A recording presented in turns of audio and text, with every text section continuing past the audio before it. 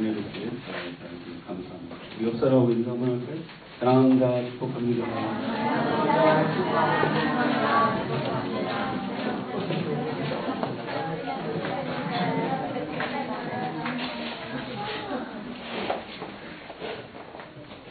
이 현대에 있어서 이제 목사가 갖춰야 될 세 가지를 얘기합니다.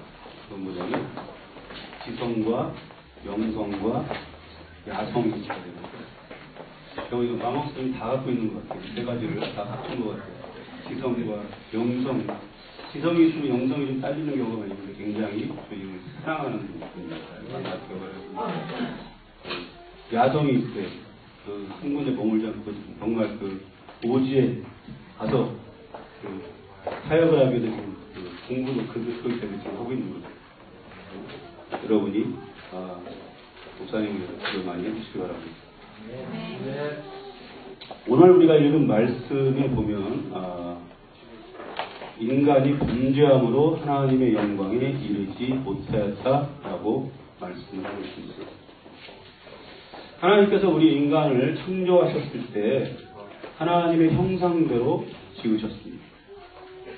육체적인 형상을 닮을 존재가 아니라 하나님의 성품을 닮을 존재로 우리를 창조하셨습니다. 그래서 계속해서 우리가 성장해 나가면 하나님의 성품과 하나님의 인격을 닮을 수 있는 그러한 존재로 창조되었다는 것입니다. 그래서 누가복음 3장 23절 이하로 쭉 보면은 무엇이 나와 있냐면 예수님의 육신적인 복부가 쭉 나와 있습니다. 근데 거기 끝에까지 쭉 타고 올라가면 38절에 보면 아담의 이상은 하나님이다라고 말씀하고 있습니다. 하나님으로부터 인간이 왔고 또 우리 인간이 계속해서 믿음의 성장을 해가면 하나님의 인격을 닮을 수 있는 그러한 존재라고 지금 말씀을 하고 있습니다. 하나님의 형상대로 지음을 받음을 두고 처음부터 완전한 상태는 아니었지만 거룩함으로 하나님과 동행하면서 자라갈 수 있는 그러한 존재로 우리가 지음을 받은 것입니다.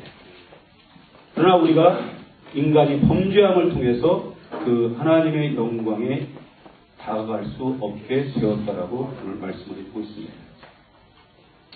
여러분 우리가 하나님의 영광을 사모해야 될 줄 믿습니다. 네. 여러분 우리 보면 이 세상에는 많은 다양하게 생긴 사람들이 있습니다. 어떤 사람은 잘생긴 사람이 있고 예쁜 사람이 있고 어떤 사람은 못생긴 사람들이 있고 그래서 또 요즘에 가을이 되면 추녀가 있잖아요. 어떤 그런 사람들이 있어요. 그러다 보니까 그분들이 처음에 하나님께서 주신 그 생명대로 살지 않고 얼굴에 칼을 대기 시작합니다. 그러다 보니까 막 뜯어고치는 거예요. 어떤 사람은 진짜 견적이 안 나오는데도 견적을 내가 먼저 뜯어고치는 거예요. 근데 하나님의 그 영광 안에 들어가게 되면 모두 다 아름다운 모습으로 바뀝니다. 네. 얼굴에서 광채가 난다고. 그것은 무엇을 타냐면 하나님께서 우리 인간을 처음 창조하셨을 때 이 세상을 다 보고 우리 인간까지 창조하신 걸 보시고 뭐라고 했냐면 심히 보기 좋았더라고 말씀하셨어요. 그러니까 하나님이 보실 때 가장 아름다운 모습으로 빚어놨어요. 근데 죄 때문에 추녀가 생긴 거예요. 정말 아름다운 모습으로 빚어놨어요. 죄 때문에 유전자가 그때 바뀐 것 같아요. 그래서 좀 이상하게 생긴 그런 사람들도 이렇게 태어나게 되는 것 같아요. 그래서 여러분이 정말로 하나님 앞에서 정말 그 온전함으로 영광 안에 들어가게 되면 돈이 안 든다는 거예요. 모두 다 아름다운 모습으로 바뀌게 되는 것입니다. 모세가 하나님을 대하고 났을 때 얼굴에서 광채가 났다고 했어요. 그리고 그 광채를 통해서 불을 지폈다고 했어요. 놀라운 것입니다. 하나님의 영광은 그만큼 놀랍습니다. 우리가 충분히 하나님의 영광을 누리고 경험할 수 있는 존재로 하나님께서 처음부터 창조하셨다니까요. 그래서 우리가 자라가면 분명히 반드시 하나님의 영광 가운데 함께 거할 수 있는 그러한 것으로 우리를 창조하셨다는 것입니다. 그런데 우리가 죄악 가운데 있게 됨을 통해서 우리가 그 은혜를 상실하게 된 것입니다. 그런데 예수님께서 이 땅에 오셔서 예수 그리스도 십자가의 은혜를 통해서 그 영광으로 갈 수 있는 길을 회복시키셨습니다. 그래서 주님은 우리에게 뭐라고 말씀하셨냐면 하나님의 온전하신 같이 너희도 온전하라라고 말씀하셨습니다. 우리 인간이 죄악된 인간이 온전할 수 없어요. 그 하나님의 영광 가운데 갈 수가 없습니다. 근데 예수님께서는 이 땅에 오셔서 뭐라고 말씀하셨냐면 아버지의 온전하신 같이 너희도 온전하라. 그렇게 온전함으로 갈 수 있는 하나님의 영광 가운데로 갈 수 있는 유일한 길은 뭐냐면 바로 예수 그리스도라는 것이죠.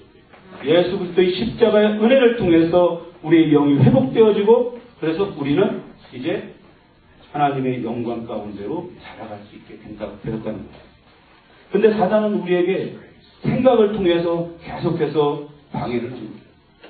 우리 인간이 어떻게 하나님의 영광을 따라갈 수 있을까? 우리 인간이 어떻게 온전해질 수 있을까? 온전해질 수 없다는 겁니다.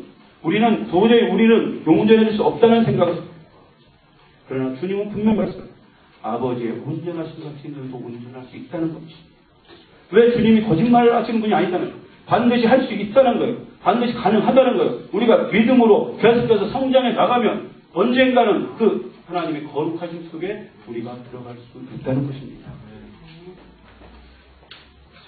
오늘 읽은 본 말씀 24절 말씀에 보면 예수 그리스도의 십자가의 사랑 하나님의 은혜를 그래서 우리가 의롭다함을 받았다는 거예요. 그럼 무엇을 합니까? 우리가 의롭게 됐기 때문에 우리는 이제 하나님의 영광 가운데로 들어갈 수 있는 존재가 되었다는 거예요. 그렇게 의롭게 된 것은 하나님의 영광에 이르를 수 있는 자격을 우리가 얻었다는 거예요. 그 처음에 하나님께서 창조하셨을 때의 모습을 그대로 회복시켜 놓은 것인 겁니다. 그래서 예수님을 가리켜서 살리는 영이라고 말씀하고 있어요. 그러니까 우리 영이 살아난 거예요. 그러나 아직까지 우리 육신의 몸을 입고 있기 때문에 죄악 가운데 살고 있지만 우리 영은 이미 회복된 것입니다. 예수님의 십자가 은혜로 회복되었다는 거예요. 그래서 우리가 영적으로 정말 하나님을 열망하고 하나님의 영광 가운데 들어가기를 갈망하면 우리의 영은 충분히 그렇게 될 수 있다는 거예요. 우리 하나님께서 우리 인간을 창조하실 때는 영과 혼과 육으로 되어 있어요. 영이 혼을 지배하고 육을 지배했어요. 그러나 죄악 가운데 들어가게 되니까 혼, 육, 영이 된다. 혼이 우리를 지배하고 있습니다. 우리의 생각과 마음들이 우리를 지배하고 있습니다. 우리 육신을 지배하고 있어요. 그리고 더 밑으로는 영이 들어가 버렸어요. 근데 예수님께서 이 땅에 오셔서 회복시키는 것은 뭐냐면 영을 다시 끌어올렸다는 거예요. 그래서 하나님과 대면할 수 있는 그런 위치로 만들어졌다는 거예요. 그렇기 때문에 내가 그 하나님의 영광 가운데 이르기를 갈망하고 소망하고 나아가게 되면 가능하다는 거예요. 그걸 통해서 바로 영이 우리의 삶을 지배할 수 있게 된다는 거예요. 그래서 하나님과 더불어 동행함을 통해서 우리의 갖고 있는 우리의 생각들, 악한 생각들을 다 제거할 수 있다는 거예요. 하나님의 영광에 이르기 위해서 우리가 함께 우리는 그 영광을 사모해야 될 줄이 있습니다. 영광, 열망을 하는 모습이 있어야 돼요. 영광의 길에 가는 길에 있어서 우리가 열망하면 열망할수록, 내가 소망하면 소망할수록 더 큰 은혜를 하나님께서 부어주시는 것입니다. 우리가 어떤 은혜를 입었다고 했을 때 많은 사람들은 잠시 맛본 은혜로 만족하는 경우가 많아요. 그냥 조금 맛을 본 것 같고 만족해버려요. 근데 거기에 만족하지 말라는 거예요. 일회성의 은혜로 끝나지 말라는 거예요. 일회적인 은혜로 끝나버리면 다시 옛 모습으로 돌아갈 수밖에 없어요. 왜? 사단은 우리 가운데 우리가 하나님 앞으로 하나님의 영광을 바라보며 가는 것을 끝까지 가로막고 있기 때문에. 그렇기 때문에 거기서 그냥 만족해버리고 이 받은 은혜로 지금 받은 은혜로 족하다고 딱 그쳐버리면 하나님의 영광에 이르지 못하는 거예요. 우리가 원하고 추구하는 것은 뭐냐면 끝까지 하나님의 영광에서 영광으로 계속해서 그 영광을 갈망하며 나가야 돼요. 그럴 때마다 또 하나님께서 놀라운 은혜로 더 내가 조금 처음에 하나님의 영광을 경험했다고 하면, 은혜를 경험했다고 하면 들어갈수록 더 깊은 영적 세계로 들어가게 되어 있는 거예요. 하나님께서 우리에게 영적인 은혜를 부어주셨을 때는 그것은 시작이에요. 더 많은 은혜를 사모하라고 우리에게 주신 약간의 맛을 보여주신 거예요. 근데 우리는, 사단은 우리에게 끊임없이 이것으로 됐다는 거예요. 이 정도면 가능한, 이 정도면 충분하다는 거예요. 이 정도로 은혜 받았으면 끝났다는 거예요. 아니에요. 여러분, 하나님 앞에 우리에게 나아갈 때 우리는 끊임없이 주님이 부르시는 그날까지 이 영광을 사모해야 돼요. 영광 가운데 가기를 사모해야 돼요.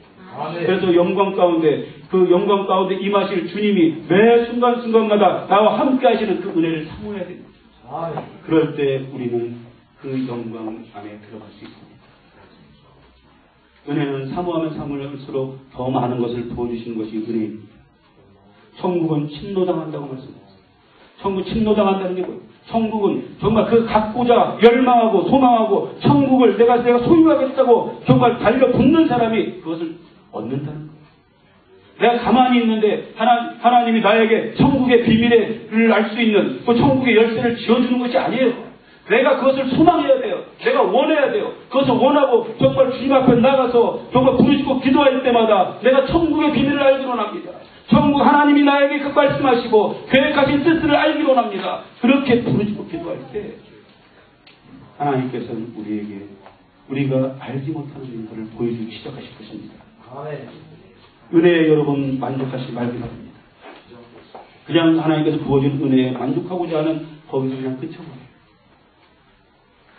은혜를 우리가 사모하고 사모할 때 하나님께서는 더 강력한 은혜를 우리에게 부어주실 줄 믿습니다. 하나님이 영광 가운데 우리에게 임하시는 하나님의 실체는 무엇입니까? 그것은 하나님의 사랑입니다. 하나님은 사랑이시다라고 했습니다. 하나님의 영광이 우리한테 임하는 것은 바로 사랑으로 오는 것이죠. 그렇기 때문에 그 사랑이 부어질 때마다 우리 인간이 바뀌어지게 됩니다. 영광 가운데 있던 어떤 현상적인 어떤 그런 것만은 아니에요. 그 영광의 실체는 사랑이라는 거예요. 하나님의 사랑이 여러분을 만지기 시작하고 하나님의 사랑이 여러분의 심령을 만지기 시작할 때 그 우리가 마음이 바뀌게 되고 삶의 변화를 경험하게 된다는 것이죠. 그렇기 때문에 우리는 하나님의 영광을 우리가 사모해요. 영광의 임재를 경험한 사람은 그 사람의 하나님의 성품을 갖게 되고 변화되는 역사가 나타나는 것입니다. 모세는 굉장히 혈기가 대단했던 사람이에요. 정말로 그 사람을 쳐서 죽일 수 있는 그런 혈기가 대단했던 사람이에요. 근데 그가 바뀌었습니다. 그가 변화됐습니다. 하나님을 대면한 후에 그는 바뀌었습니다. 그는 온유함이 지면의 모든 사람보다 승하였다라고 말씀하셨어요. 온유한 사람으로 바뀌어버렸어요. 그렇게 혈기 많고 정말로 자신이 그 분할 때는 그 폭력을 써서라도 그것을 해결하려고 했던 그 사람이 바뀌어버렸다는 거죠. 그래서 그가 출애굽기 32장 30절 말씀에 보면 그들의 죄를 사하여 주옵소서. 그렇지 않으시면 원대로 원컨대 주의 기록하신 책에서 내 이름을 지워주시옵소서. 이렇게 중보기도 하는 사람으로 바뀌었어요. 이스라엘 백성들을 다 진멸하겠다고 하나님께서 지금 결정을 내렸는데 거기에 대해서 지금 뭐라고 중보기도 하냐면 나의 이름을 하나님의 생명 주셔서 지워주더라도 이 백성들을 구원하여 주시옵소서. 이 백성들을 용서하여 주시옵소서. 이렇게 기도할 수 있는 온유한 성품의 믿음의 성으로 바뀌어버린다. 여러분도 잘 아시는 사도 바울이 있습니다. 사도 바울은 종교적인 신념과 열정이 굉장히 강했던 사람이에요. 자신이 옳다고 생각하는 일에는 물불을 가리지 않는 사람이 바로 이 사도 바울이었습니다. 자신의 신념, 자신이 옳다고 생각하는 것을 지키기 위해서는 살인도 마다하지 않는 그러한 성품의 소유자였습니다. 그러나 그가 다메섹 도상에서 예수님을 만나는 변화가 나타났습니다. 바뀌어지는 그런 이성을 자신이 공부한 이성적인 것들을 굉장히 믿었던 사람입니다. 우리가 잘못하면 실수할 수 있는 것이 뭐냐면 우리가 생각하는 이성적인 것을 굉장히 믿는 경우가 있어요. 우리의 이성은 믿을 게 못 됩니다. 왜냐? 우리 인간이 죄악을 인하여 타락해졌을 때 이미 우리의 이성도 타락했다는 거예요. 그렇기 때문에 그것은 부패한 이성이에요. 또한 그 타락한 이성입니다. 거기에서 나올 수 있는 것, 그 인간의 이성 속에서 나올 수 있는 것은 뭐냐면 죄밖에 없어요. 때문에 우리는 이 이성을 의지하는 것이 아니라 하늘로부터는 하나님을 의지하는 것입니다. 그렇기 때문에 우리가 의지하고 나아가는 것은 영적으로 하나님과의 교통함을 통해서 하나님께서 인도하시고 계획하신 뜻을 바라보고 우리는 나가는 것이에요. 바울을 변화시키게 했던 것은 무엇입니까? 그것은 바로 예수 그리스도의 영광의 빛이었어요. 예수님께서 그에게 찾아오신 것입니다. 그가 예수님의 영광의 빛을 비쳤을 때 그는 눈이 멀어버렸습니다. 이 눈이 멀었다고 하는 것은 무슨 의미입니까? 왜 갑자기 눈을 멀게 했을까? 그냥 그 말에서 떨어졌는데 그냥 경고성으로 다리를 부러뜨리든가 어떻게 눈을 멀게 하셨을까? 왜 눈을 멀게 하셨을까? 육신의 눈으로 보고 행했던 모든 것을 제거하겠다고 하는 하나님의 계획입니다. 새로운 삶으로 인도하겠다는 하나님의 계획이에요. 우리가 신앙생활에 있어서 육신의 눈은 멀고 영적인 눈은 떠야 될 줄 믿습니다. 육신의 눈은 보는 것 같지만 그것은 한계를 갖고 있습니다. 그러나 그 육신의 눈은 볼 수는 있으나 진리를 볼 수 없는 눈입니다. 그러나 영적인 눈이 떠지면 다른 사람이 볼 수 없는 하나님의 세계를 볼 수가 있습니다. 하나님의 영광의 세계를 볼 수가 있어요. 그렇기 때문에 영적인 눈이 여러분에게 떠야 될 줄 믿습니다. 우리가 육신의 눈은 뜨고 있지만 눈뜬 장님이 될 수 있다는 거예요. 여러분, 하나님의 자녀는 영적인 눈이 열려져야 됩니다. 그래서 하나님이 무엇을 원하시고 하나님께서 앞으로 나의 인생 가운데 어떻게 개입하시고 인도해 갈 것인가를 우리가 볼 수 있는 영적인 눈이 열려져야 돼요. 그렇게 되면 그가 살아가는 방법들이 틀려지게 됩니다. 내가 무엇을 위해서 할 것이고 내가 어떻게 살아야 될 것인가, 그 살아가는 방법들이 달라지게 되어 있어요. 우리가 예수님을 믿는다고 하지만 영적인 눈은 가려져 있고 육적인 눈이 떠여져 있기 때문에 육적으로 바라보고 살기 때문에 우리가 하나님의 뜻대로 살지 못할 때가 얼마나 많습니까? 하나님께서 분명히 하나님의 뜻을 볼 수 있으려면 영적인 눈들이 열려져야 되는데도 불구하고 영적인 눈이 닫혀있고 육적인 눈만 열려있기 때문에 육신의 정욕, 안목의 정욕에 끌려서 살아갈 때 얼마나 많냐는 거예요. 하나님의 영광을 여러분이 볼 수 있어요. 그래야 여러분의 삶의 가치가 달라집니다. 삶의 목적이 달라집니다. 바울이 이렇게 육적인 눈은 멀었지만 그 속에서도 영적인 눈이 뜨지기 시작하니까 그의 삶의 인생이 달라졌어요. 무엇을 위해 살 것인가, 그 목표점이 달라졌다는 거예요. 그전에는 자신이 갖고 있는 지식에 모든 것을 기대서 살았어요. 그러나 이제는 하나님의 인도함을 받는, 하나님께서 무엇을 원하시고 기뻐하시는지를 아는 그런 사랑으로 바뀌었다는 거예요. 그래서 그가 진리 앞에서 순종할 수 있었고 그 진리 앞에 자신의 생을 드릴 수 있는 그런 삶을 살 수 있게 되었다는 것입니다. 하나님의 영광의 임재를 경험한 사람은 변화가 나타나게 있어요. 삶의 질이 분명히 달라집니다. 여러분, 우리는 분명히 반드시 하나님의 영광의 임재 안으로 들어가야 됩니다. 그런데 그것을 가로막고 있는 것이 무엇입니까? 우리는 원합니다. 추구합니다. 정말로 하나님의 영광의 임재 안에 들어가고 싶어합니다. 그러나 우리를 들어가는데 방해하고 가로막고 있는 것은 무엇입니까? 우리 안에 있는 죄라는 거예요. 그 죄성이 가로막습니다. 그렇기 때문에 여러분이 기도할 때 내 안에 있는 하나님의 영광에 이르게 하는 것을 가로막고 있는 죄를 제거해달라고 우리가 기도해야 돼요. 하나님 앞에 정말로 부르짖고 기도해야 됩니다. 하나님이 아닌 것, 하나님이 기뻐하시지 않는 생각과 행동들, 이 모든 것을 제거해달라고 기도해야 돼요.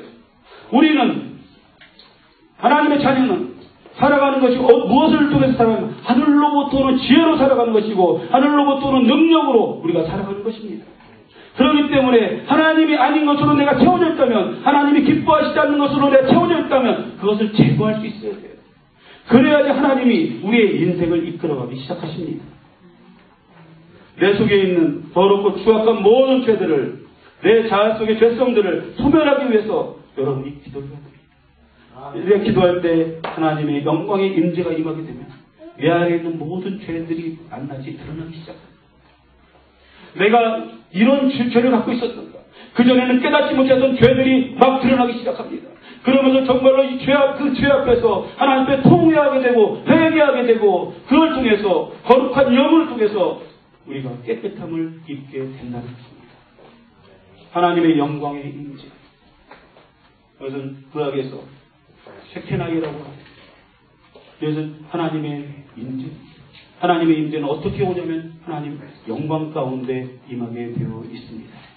출애굽기 16장 10절 말씀에 보면 주님의 영광의 구름 속에 나타나셨다는 것입니다. 또한 출애굽기 40장 34절 35절에 보면 이스라엘의 성막이 이제 완성됐습니다. 그들이 희생제물을 드렸어요. 그럴 때 하나님의 영광이 성막에 가득 찼다라고 말씀하고 있습니다. 희생제사를 드렸다는 것은 무엇입니까? 온전히 하나님 앞에 모든 것을 드린 장소입니다. 거기에 하나님의 영광이 임했다는 것입니다. 우리는 하나하나를 볼 때 거룩한 하나님의 성전입니다. 그렇기 때문에 우리가 하나님 앞에 온전함으로 내가 드려질 수 있을 때 하나님의 영광이 여러분에게 임할 줄 믿습니다. 또한 우리 교회가 정말로 하나님 앞에 온전한 예배를 드릴 수 있을 때, 거룩한 희생의 예배를 드릴 수 있을 때 우리가 입으로만 하나님의 영광의 임재를 원한다는 것이 아니라 우리가 삶을 통해서 하나님 앞에 온전히 드려지는 예배를 통해서 하나님의 영광이 이 자리에 임하게 될 줄 믿습니다. 하나님은 항상 영광 가운데 함께 하십니까? 예수님은 하나님의 영광으로 이 땅에 오셨습니다. 독생자 예수 그리스도를 통해서 영광 가운데 나타나셨습니다. 또한 영광 중에 승천하셨습니다. 그리고 또 뭐라고 약속하셨냐면 영광 중에 내가 다시 올 것이다라고 약속하셨어요. 모든 이 하나님의 영광이라고 하는 것은 하나님과 항상 따라다니는 것입니다. 같이 하는 것입니다. 그래서 하나님이 임할 때, 하나님이 그 임재할 때는 항상 영광이 따라오게 되어 있어요. 하나님의 영광. 하나님의 영광의 강체 앞에 우리는 무릎 꿇지 않을 수 없다는 거예요. 하나님의 영광은 하나님이 우리에게 부어주시는 놀라운 능력입니다. 영광 중에 임하셔서 우리와 함께 하시는 것입니다. 셰케나의 영광은 하나님의 임재를 뜻합니다. 그러면 신약시대에 있어서 이 셰케나이는 무엇을 뜻합니까? 그것은 바로 성령의 충만함과 영광이 됩니다. 오순절 마가의 다락방에 성령이 임하신 것은 바로 이 하나님의 영광이 성령을 통해서 임한 것이에요. 그래서 그들이 바뀌어지기 시작한 거예요. 그래서 그 영광 가운데 그들이 노출되었을 때 그들이 갖고 있었던 모든 죄들이 다 통해 자복하는 회개가 일어났을 것이고, 그래서 정말 예수님께서 이 땅에 오셔서 그들에게 가르치셨던 것들을 가르치고 생각나게 하심을 통해서 믿음의 결단을 통해서 그들이 무엇을 해야 될 것인가, 내가 앞으로 하나님 앞에서 주님의 뜻을 어떻게 이룰 것인가, 그것을 고민하는 시간이 그 자리에 있지 않았을까요? 그래서 그들은 그것을 고민하며 믿음의 결단을 했을 것입니다. 내가 주님을 위해서 살다. 그래서 오순절 마가의 다락방 성령이 임하신 후에 바로 그들이 행했던 것은 나가서 복음을 전하는 거예요. 성령님을 통해서 하나님의 영광이 주님이 오시는 날까지 우리와 함께 하시는 것입니다. 하나님의 영광은 성령의 충만으로 가능합니다. 그러기 우리가 성령이 충만하다고 하는 것은 성령이 나를 지배하는 것입니다. 그래서 우리를 거룩함으로 인도하십니다. 내가 거룩해진다고 하는 것은 불가능합니다. 내 힘과 능으로 거룩해질 수가 없어요. 우리가 연초가 되면 항상 계획을 세웁니다. 그러나 작심삼일이에요. 끝나고 있어요. 내 힘과 능으로 되질 않아요. 온전히 하나님이 내 삶을 사로잡을 때, 성령님이 내 삶을 사로잡을 때만이 우리가 거룩함으로 나아갈 수 있다는 것입니다. 고린도전서 6장 11절 말씀에 보면 성령 안에서 씻음과 거룩함과 의롭다함을 얻는다라고 말씀하고 있습니다. 우리의 내 자아 속에서 항상 자리 잡고 내가 거기서부터 벗어나기를 원하지만 그것을 거부하도록 가로막고 있는 죄된 성품들 다 씻겨져 나가야 됩니다. 성령의 맑은 물로 씻겨져야만 우리가 죄악 가운데서 자유로워질 수가 있습니다. 히브리서 10장 22절 말씀에 보면 우리가 마음의 뿌림을 받아 양심의 악을 깨닫고 몸을 맑은 물로 씻었으니 참 마음과 온전한 믿음으로 하나님께 나아가자라고 말씀하고 있습니다. 하나님께 나아가는 길은 무엇이냐면 우리가 맑은 물로 성령의 물로 우리 죄가 씻겨질 때만이 하나님 앞에 나아갈 수 있다는 거예요. 우리의 죄를 담고 있는 마음을 깨끗게 해야 됩니다. 하나님 앞에 서는 자는 정결함과 깨끗함이 있어야만 합니다. 마음은 그 사람을 나타내게 되어 있습니다. 마음은 보이지가 않아요. 그러나 그 마음은 그 사람을 나타냅니다. 그래서 그 자아 속에 담고 있는 것이 바로 그 사람의 본질입니다. 많은 사람들은 그것을 포장하길 원해요. 자신이 갖고 있는 마음 속에 있는 것을 감추고 겉으로 드러나는 것으로 포장하기를 원합니다. 그러나 그 사람을 겪으면 겪을수록 그 사람의 마음 속에 있는 본질들이 쏟아져 나오기 시작합니다. 그래서 잠언서 23장 7절 말씀에 보면 그 마음의 생각이 어떠하면 그 위인도 그러하다라고 말씀하고 있습니다. 그 마음의 상태에 따라서 그 사람이 정해집니다. 또 예수님께서는 마가복음 7장 20절 말씀에 사람에게서 나오는 것이 사람을 더럽게 한다라고 말씀하고 있습니다. 사람을 더럽게 하는 것이 밖에서 들어가는 것이 더럽게 하는 것이 아니라 그가 갖고 있는 속에서 나오는 것들이 사람을 더럽게 한다고 말씀하고 있습니다. 그래서 7장 21절에서 23절까지 말씀해 보면 속에서 곧 사람의 마음에서 나오는 것은 악한 생각, 곧 음란과 도덕질과 살인과 간음과 탐욕과 악독과 속임과 음탕과 흘기는 눈과 배방과 교만과 광팬이 이 모든 악한 것이 다 속에서 나와서 사람을 더럽게 하느니라고 말씀합니다. 참 예수님은 창조주 하나님이시기 때문에 너무나 정확하게 인간의 마음을 꿰뚫어 보게 됩니다. 악한 생각이 우리 안에 있다는 거예요. 우리가 얼마나 악한 생각을 갖고 있다는지 모르겠어요. 사람을 미워하고 시기하고 저주하고 얼마나 많은 악한 생각으로 사람을 공격하는지 모르겠어요. 우리 이 시대에 음란 문화가 펼치고 있습니다. 음란의 영이 얼마나 그 역사하는지 알 수가 없습니다. 그 다음에 도적질하고 살인하고 간음하고 탐욕하고 악독하고 인간이라는 게 너무나 악독해요. 그래서 옛날에 그 뉴스에 보니까 이런 기사가 우리가 어때요?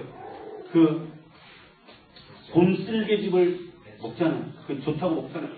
근데 신선한 것을 먹기 위해서 살아있는 곰을 다 묶어놓고 거기 쓸개즙을 거기에서 구멍을 뚫어서 빨대를 거기다 넣어서 그 신선한 것을 빨아먹겠다고 그렇게 먹습니다.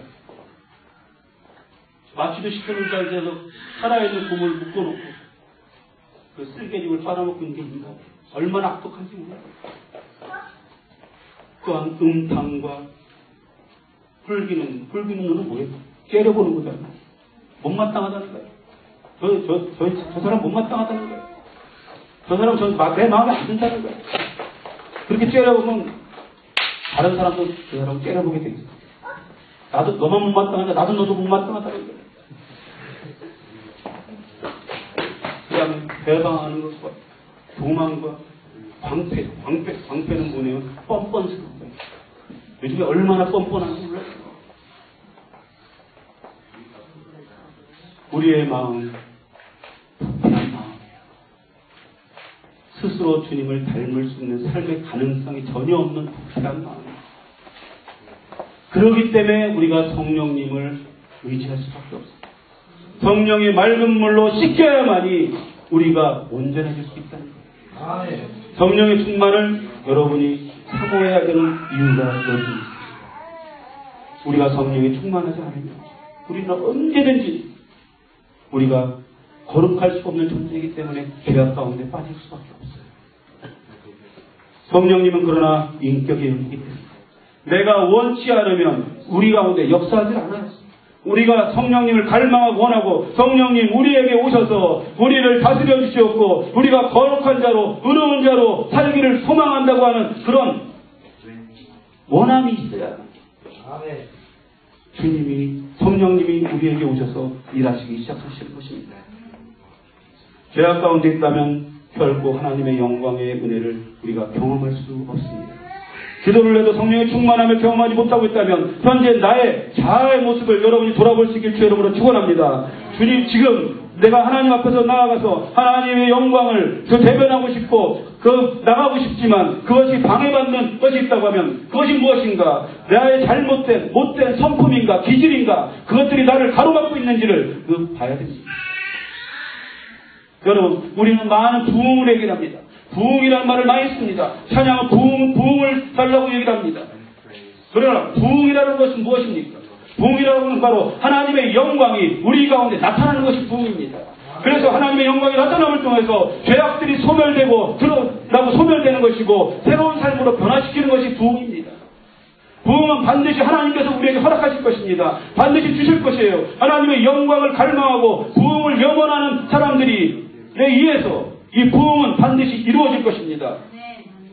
이 부흥이라고 하는 것이 처음부터 어떤 엄청나게 많은 사람들에 의해서 시작되는 것이 아니에요. 소수에 의해서 정말 하나님의 영광의 임재를 경험한 그 소수에 의해서 정말 더욱더 하나님의 영광을 갈망하고 원하고 소망하는 그 사람들이 더욱더 영광의 영광으로 더 깊이 들어가기 원하는 사람들에 의해서 이 영광이 부어질 때, 하나님의 영광이 부어질 때 이 부흥은 시작되기 시작한다는 것입니다.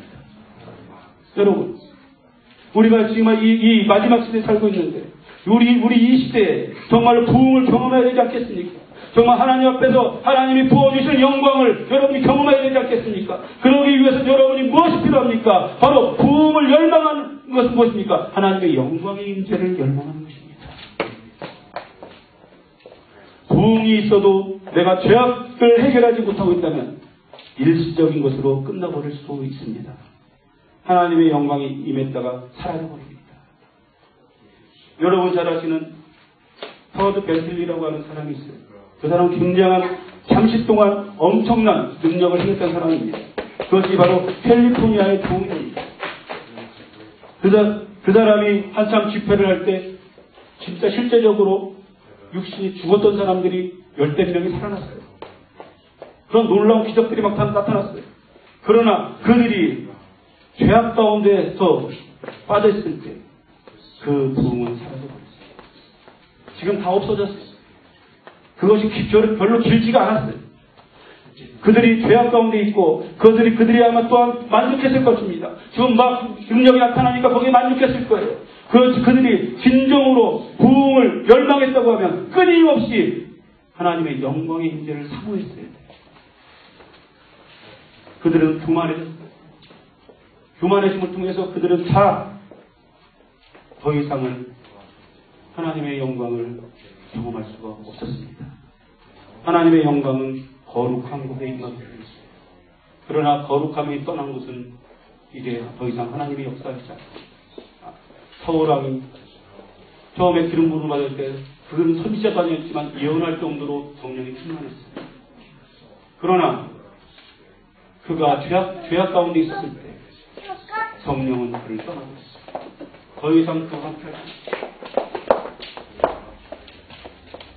여러분, 하나님의 영광을 갈망한다는 것은 무엇입니까? 그것은 철저한 자아의 죽임을 의미합니다.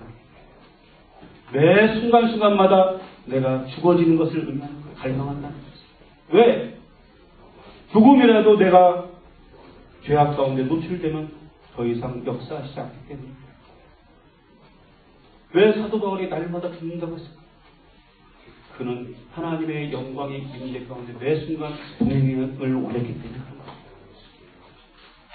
하나님의 은혜를 주심은 더 큰 은혜를 사모하라는 것입니다. 영적인 갈급함을 부어 주시는 것이 바로 성령님이 하시는 일입니다. 내가 영적으로 갈급해야지 그렇다고 갈급해지는 것이 아니에요. 성령님께서 여러분의 심령을 만지시기 시작하시고 영적으로 갈급함을 부어주실 때 우린 영적으로 갈급해서 견딜 수가 없는 거예요.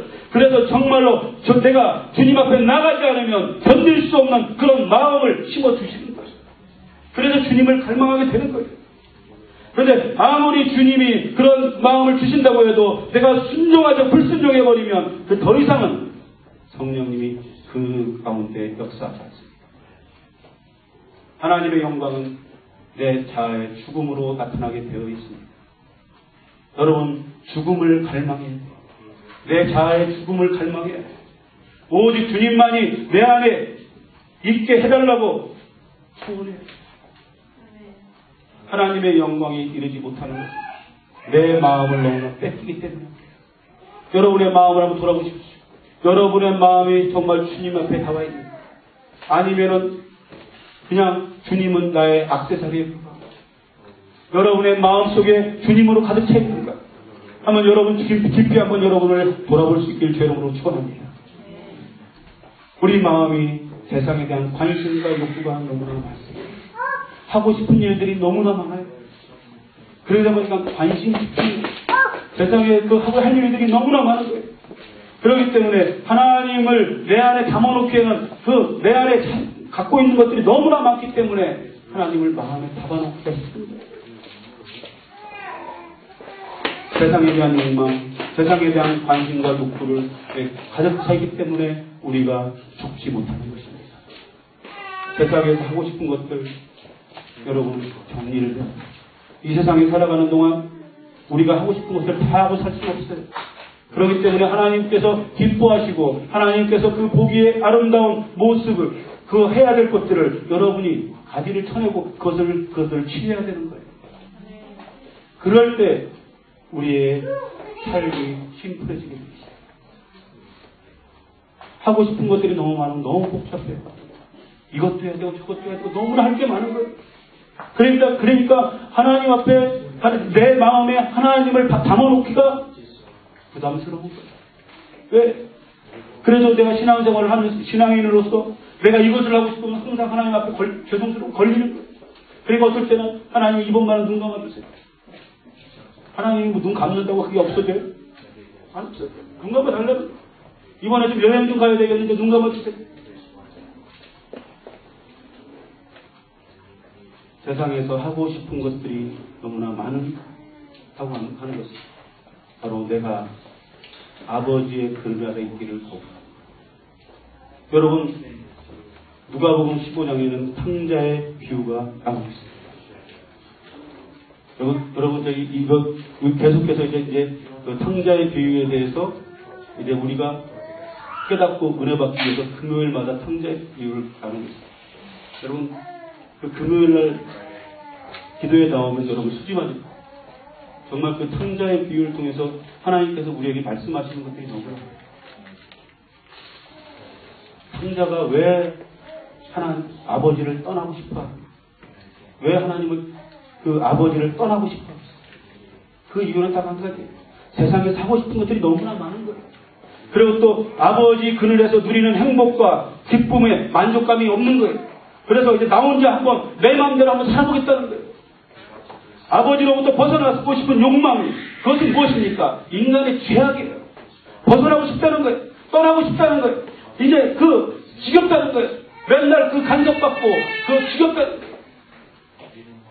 지금 둘째 아들은 그래서 떠나고 싶은 거예요. 그 마음 속에 아버지의 사랑과 은혜와 감사가 넘쳐야 됨에도 불구하고 그 만족감이 없는 거예요. 그러니까 그 안에 있으면 그 아들이기 때문에 모든 것을 다 누리며 살 수 있지만 그것도 싫다는 거예요. 왜냐하면 거기서 자유가 없다고 생각하는 거예요. 아니죠. 그 안에서 누리는 자유가 얼마나 크고 위대한지를 모르는 거예요.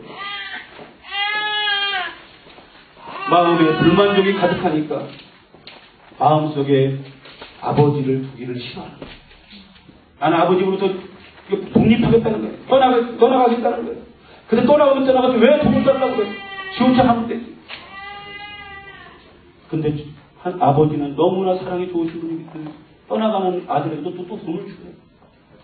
분명히 가서 그 방탕한 생활을 하고 죄악 가운데 살 걸 아는데도 돈을 주는 거예요. 여러분, 우리 자아 속에 세상에 대한 관심과 기대, 욕구를 여러분 끊어야 됩니다. 그럼 여러분 지금 그러면 목사님, 인간이 욕구를 갖는 게 죄입니까? 죄가 아니죠. 그것은 하나님께서 주신 선물이에요. 그러나 그것이 하나님의 은혜 아래서 그 가진 욕구, 그게 돼야 된다는 거예요. 그래서 하나님께서 주시는 욕구가 발전되고 그 비전으로 발전되는 거예요. 그런데 우리의 욕구는 무엇입니까? 무엇입니까? 하나님과 벗어나서, 하나님의 뜻에서 벗어나서 내 뜻대로, 내 마음대로 하고 싶은 거예요. 그 욕구는 잘못된 거예요. 마음이 세상에서 나오지 않는 상태에서 하나님을 향하여 행하는 어떤 행위도 그것은 의롭지 못합니다. 마음이 세상에서 나와야 돼요. 아버지로부터 나오려고 하는 것이 아니라 아버지에게로 들어가야 되고 세상에서 나와야 되는 거예요. 세상에 관심에서 나와야 되는 거예요. 그래서 하나님이 원하시고 기뻐하시고 그 하나님의 기쁘신 뜻을 우리가 알아야 되는 거예요. 오직 하나님만 구하는 실제적인 갈망이 우리에게 있어야 될 줄 믿습니다. 우리 안에서 하나님으로부터 떠나고 멀어지고 하나님을 등지고 싶은 그 욕망이 있다면 그것은 파쇄되어 깨져야 돼요. 그래서 시간마다 그 생각들을 부숴달라고 제거해달라고 하나님 앞에 기도해야 돼요. 완전히 제거될 때까지 계속해서 우리가 부르짖고 기도해야 됩니다. 내가 이렇게 밖에 살 수 없는 존재라고 하는 생각, 여러분은 애통해야 됩니다. 주님을 향한 사랑과 주님을 만나고 싶은 열망이 가득한 사람은 이러한 애통을 해요. 내가 왜 이렇게밖에 살 수 없어요? 하나님께서 나에게 베풀어 주시는 은혜가 너무나 크고 정말 하나님이 나에게 나를 통해서 이루고자 싶어 하시는 놀라운 일들이 내가 아는데도 불구하고 내가 이렇게밖에 살지 못하는 거예요. 거기에 대해서 애통함이 있어야 돼요. 이렇게 내 자아를 죽이고 하나님의 영광 임재 가운데서 사모하며 나아갈 때 영광의 하나님이 우리 가운데 임하실 줄 믿습니다. 하나님의 영광이 부어질 때 여러분의 인생이 달라질 거예요. 우리가 상상할 수도 없는 놀라운 일들을 하나님께서 행하실 거예요. 하나님은 능력이 많으신 분이고 능치 못하실 일이 없는 분이 그 아버지신데 정말로 탕자 같은 그 불안정 같은 아들이 떠나겠다고 할 때도 그가 가서 굶을까봐 돈을 주시는 하나님이신데 그 하나님의 사랑이신데 우리가 정말 하나님 앞에서 하나님의 뜻대로 살고자 하고 하나님의 원대로 기뻐하는 삶을 살고자 한다면 하나님께서 못하실 일이 무엇이 있겠어요? 여러분 그 하나님을 의지하시길 바랍니다. 그 하나님을 부르세요. 여러분 아버지를 부를 때 이 둘째 아들 탕자처럼 자신이 원하는 것을 위해서 부르지 마시고 하나님을 사랑하는 마음으로 부르시길 주의 이름으로 축원합니다. 아버지를 찾으시길 바랍니다. 그럴 때 아버지께서는 여러분의 마음을 하시고 여러분을 높이 세우실 것입니다. 놀라운 삶의 변화를 질적인 삶의 변화를 여러분이 경험하게 될 거예요. 여러분 태양의 밝은 빛을 경험하지 못한 사람은 촛불이나 전기불에 만족해요. 그러나 태양의 밝은 빛을 경험한 사람은 거기에 만족하지 않아요. 그 태양빛을 찾고 원하는 거예요. 우리가 믿는 하나님의 영광의 빛은 이 태양빛보다 더 밝은 강력한 영광의 빛입니다. 그 빛의 자녀들이 바로 우리라는 거예요. 사도 바울의 눈을 멀게 할 정도로 강력한 빛이 바로 우리를 감싸고 있음을 믿으시길 바랍니다. 그 빛 가운데 내가 거하기를 원하면 그 빛 가운데 내가 살기를 원하면 그 빛이 나를 인도해 가실 거예요. 그래서 빛 가운데 행하게 될 거예요. 그래서 우리가 그 빛의 자녀처럼 행하게 살게 될 것입니다. 하나님의 영광의 임재를 날마다 경험하며 사는 것이 가능해질 것입니다. 진정한 인생의 가치와 행복을 여러분이 누리게 될 줄 믿습니다. 우리가 하나님 앞에서 추구하고 원하는 것은 하나님의 영광의 임재입니다. 그것을 사모하고 그것이 그 하나님의 영광의 임재가 여러분의 인생을 감싸고 여러분의 삶의 모든 영역을 감싸고 또 우리가 순간순간마다 주님을 찾을 때마다 그 임재가 여러분이 경험되어질 때까지 여러분이 쉬지 않고 끊임없이 그 영광의 주님을 열망하시길 주의 이름으로 축원합니다. 찾으시길 주의 이름으로 축원합니다. 원하시길 주의 이름으로 축원합니다. 그럴 때 여러분에게 강력한 하나님의 영광의 빛을 비춰주실 줄 믿습니다. 우리 말씀을 생각하며 우리 함께 기도하기를 원합니다. 함께 기도할 때 주님 우리가 하나님의 영광 안에 들어가게 하여 주시옵소서. 그러기 위해서 우리 자아의 죽음이 필요합니다. 내 안에 내가 너무나 많습니다. 내 안에 너무나 내가 강력합니다. 그렇기 때문에 하나님의 영광의 임재 안으로 들어가는데 너무나 어렵습니다. 주님, 이 시간에 내가 기도하고